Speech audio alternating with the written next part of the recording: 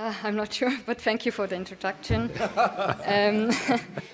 Dear Chairman, dear colleague, today I speak about sex differences in patients with acute myocarditis. Acute myocarditis, as many of you are well aware, is a condition characterized by the inflammation of the heart muscle. And it's caused by infectious or non-infectious diseases such as toxins or autoimmune conditions.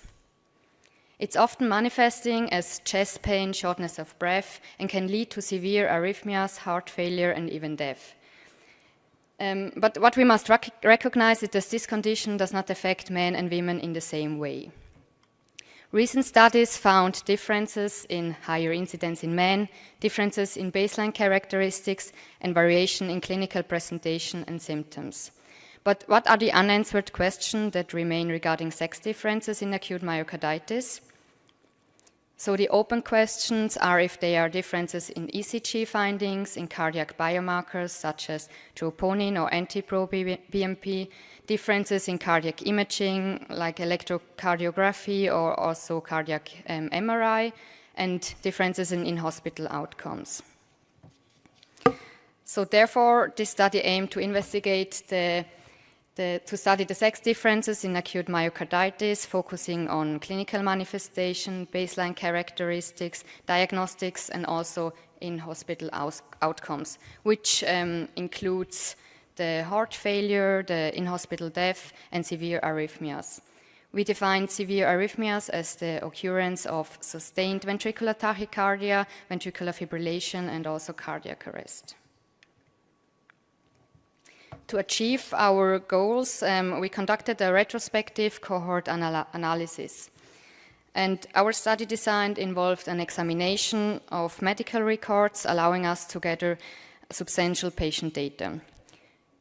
We include a patient hospitalized for acute myocarditis at the intensive care unit between 2000 and 2018. All patients were over the age of 18 years.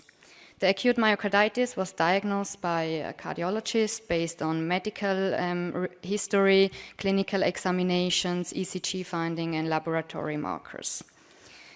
We excluded all patients with coronary artery disease proven by left heart catheterization. And in total, we included 215 patients in our cohort. For statistical analysis, we performed the chi-square test or Fisher-Exact test as appropriate to compare the differences between male and female patients. So our results revealed several differences between male and female regarding the acute myocarditis. And in our cohort, women constituted a quarter of the patients and were older at time of diagnosis compared to the male patients. This also we can see in this bar chart, the red line representing the female, and they show a higher age at time of diagnosis, and the blue line for the male patients with a younger age at time of diagnosis.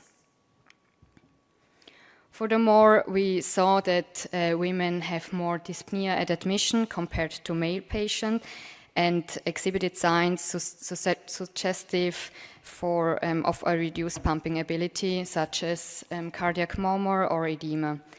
Also, we can see at the ECG at admission that male patients presented more often with ST elevation and women more with T wave inversion. So regarding the biomarkers, we could find a higher level of NT-proBNP in female patients and a lower, and this was a difference. And surprisingly, despite these higher NT-proBNP levels in female, the left ventricular ejection fraction was within the normal range for both sexes. Then the cardiac MRI showed as well as the measurement with the transthoracic echocardiography, similar left ventricular ejection fraction between the sexes. And the presence of edema and late gadolinium enhancement were observed without significant differences in women and men. However, there were disparities in the occurrence of severe arrhythmias and also heart failure, which were more likely in women. Further, even if not significant, a higher percentage of women experienced in-hospital mortality due to acute myocarditis. Our study has several limitations. First, it was a retrospective cohort analysis with its inherent limitation. Second, we recruited the patient out of the intensive care unit, which might therefore, our present cohort representing more severe forms of acute myocarditis. And third, cardiac arrhythmia were ascertained by automatic rhythm analysis and from the patient data management system, but direct telemetry tracing were not available. So in summary, in our cohort, we found that women are older and present more often with dyspnea at admission, which is coherent to recent studies. But what we found was a difference at the ECG findings at admission, where the ST elevation was more often in male patients and the T inversion more often in female patients. Regarding the cardiac biomarkers, in our cohort, the women had a higher level of the NT-proBNP, but similar ejection fraction in both sexes. And in contrast to men, a higher occurrence rate of severe arrhythmias and heart failure was detected in female. Now we ask ourselves why the differences.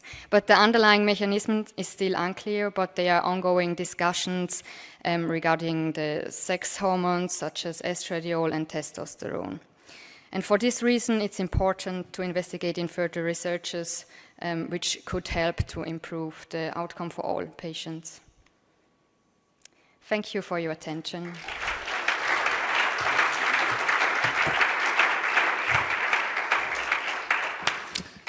Fabulous presentation. We've got a question from Martin. It's a really interesting data set, and I have congratulations on pulling together a really interesting set of data. I don't think I've seen quite so well characterized before. Martin. Yeah, thank you very much for your nice presentation. From my perspective, as a patient with myocarditis who go to the ICU is a rare condition. So most patients do not go to the ICU. I think you had 215 patients in 18 years, so approximately one per month. And my question is, what is the gold standard for the myocarditis diagnosis you did? Is this MRI or something else or a mix? And the second question is, so myocarditis is a disease, even if you call it acute, patients come to different time points in the hospitals. Some come 2 days later and have different troponin, maybe different NT-proBNP. So would this be also a bias which could influence the gender difference you showed? So that maybe in the female cohort, the patients come 2 days later and therefore the biomarkers are different?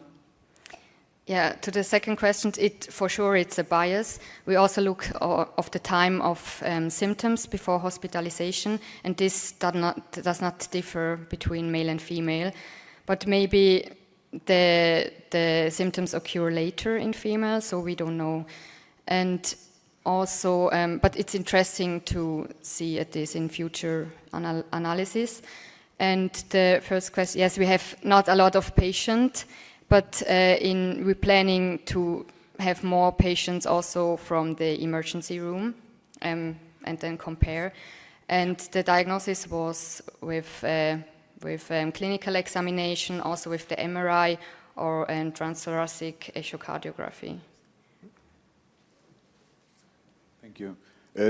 Thank you. It was a very, very nice work and very nice presentation.